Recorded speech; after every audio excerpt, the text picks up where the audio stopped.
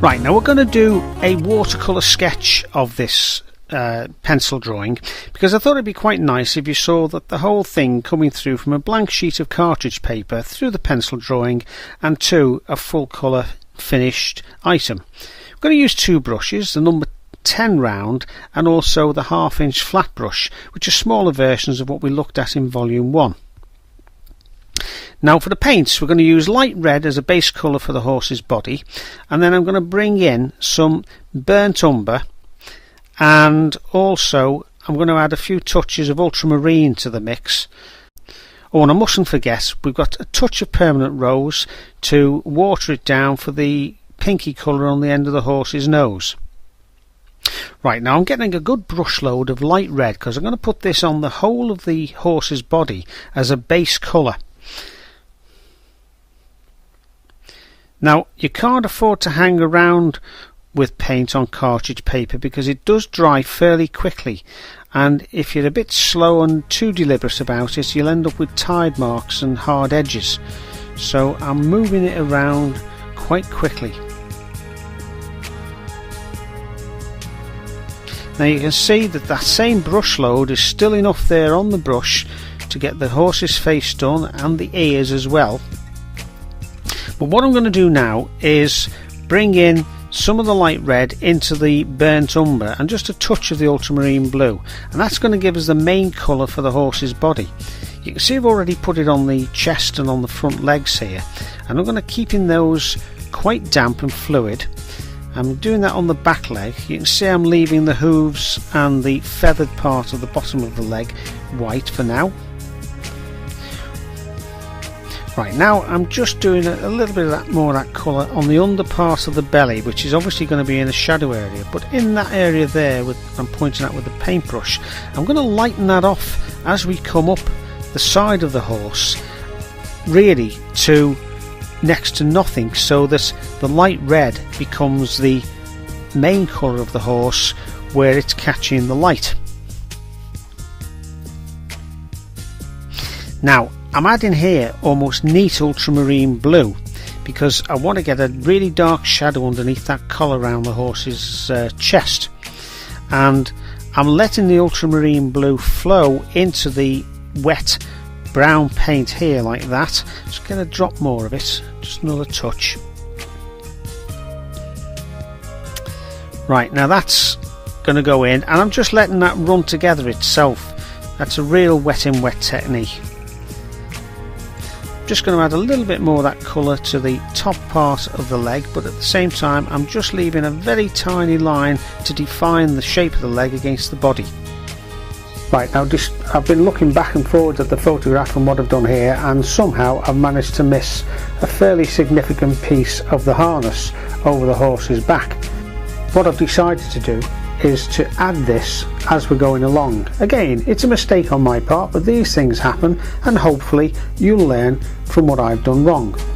While we've got hold of the flat brush, I'm just going to do a little bit of work around the horse's hooves with a little bit of that grey colour I talked about, where I've mixed a bit of burnt umber and a little bit of ultramarine blue. But what I can do here is give an impression of those long flowing hairs that are so characteristic of the heavy horse. And while I'm at it, I'll add a little bit of a slightly stronger version of the same colour for the horse's tail, which you just see hanging down the back. Now you can see that I'm doing this quite light compared to other bits of grey that I've used, because I may want to go over this with some darker shading in a moment or two. Now in the same way, I'm just going to add a hint of the horse's mane, just flicking across here. Now you notice I've left little flecks of white which look like little highlights on the horse's mane. Right, now I'm taking some of that dark colour out that I put in previously to give me a nice graded, rounded effect of the belly of the horse. Now we're going to get another little bit more of this grey. You can see I'm just pulling a little bit ultramarine blue, a little tiny dash of burnt umber, and you can see what sort of a grey you get. If you add a bit more burnt umber, you get a browny grey. Come back to the blue and bring it back to the bluey grey. Now I've made it a bit too thick, so we'll get a bit more water in to make it into a lighter bluey grey. Now I'm just using that to start with on the right hand side of the white blaze on the horse's face, just to give a three-dimensional effect. Now with cartridge paper you can't play around with it too much. There's a limit to how much you can put paint on and then take it off again, much less so than you can with a decent watercolour paper. And you see I've put a lot of quite wet, it's still wet there now, a lot of dark brown and blue paint, and just let it sink there, and because it's graded out it gives that nice graded effect, as we've achieved here and here, where we want deep shadow gradually coming up into the light. It's a simple technique, and we'll go through that many times as we go through the course in all sorts of different types of landscape features, but that's how it works. Now a tiny amount of the very light grey for this white part of the feathers on the hooves, as they're called. We leave a little residue of light grey which which will dry back almost clear, but subtle enough to be able to see that it's not pure white. Now I never actually intended to paint this picture originally. It was just going to be a sketch, but when I finished drawing it, I must admit I couldn't resist the temptation. So I hope that's been useful to you, that if it inspires you to have a go yourself, then it's been worthwhile. Do please keep having a go, because it is very, very satisfying once you've produced your first painting of an animal, especially a horse, because as I said earlier, it's the sort of thing that people look at and think, oh, I can't paint a horse. I'm just going to add the blinkers there now.